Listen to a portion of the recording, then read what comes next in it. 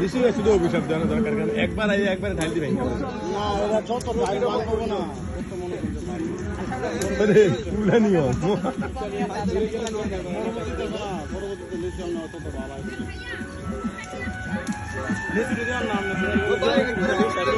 ভাই ধরেন বাবা বাবা ওই পরে অনেক ঘোরাঘুরি করা অবশেষে 350 টাকা করে নিতেছে। তাহলে আপনার জন্য 100 নেই, কিন্তু আমি আবার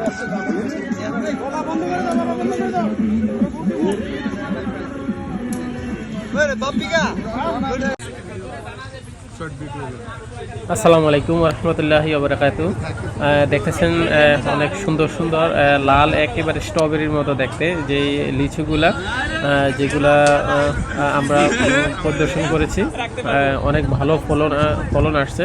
তো যেহেতু লিচুর প্রায় শেষের দিকে, লিচু সিজন একেবারে শেষের দিকে, তো এই সিজনে আমরা একটা বাগানের ভিতর অনেকগুলো বাগান ভিজিট করেছিলাম, এর মধ্যে একটা ভিজিট এখানে বাগান থেকে হয় যদি আপনারা লিচু আনেন তাহলে প্রত্যেকে মানে প্রতি শ 350 টাকা করে আমরা আনার পরে আমাদের লোকাল যেই এরিয়াতে বাজারগুলোতে যে দর এগুলো থেকে এখন 450 করে শ বিক্রি হচ্ছে।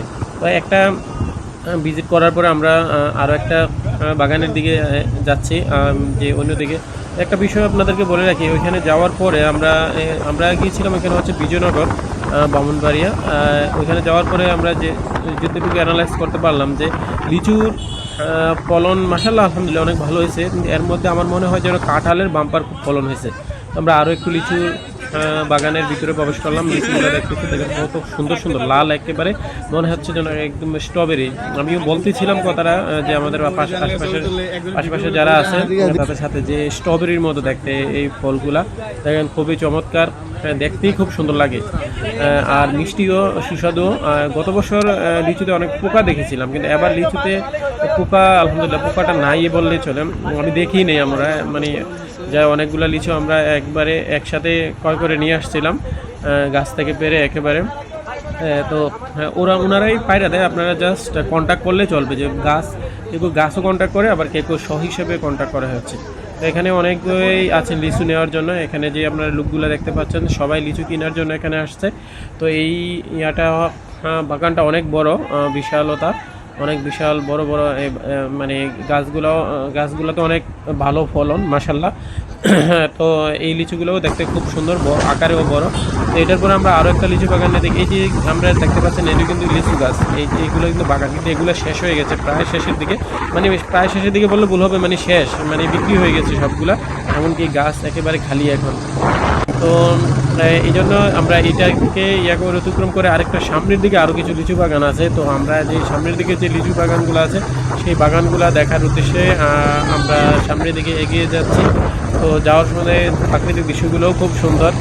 আসলেই এখানে আপনারা শুধু লিচুর জন্য না, প্রাকৃতিক দৃশ্য দেখার উদ্দেশ্য, মানে ঘোরাঘুরির উদ্দেশ্য আমরা যেতে পারেন, যে একসাথে দুইটা হলো ঘুরতেও পারলেন, আবার লিচু খেতেও পারলেন, আবার বাসার জন্য লিচু নিয়েও আসতে পারলেন।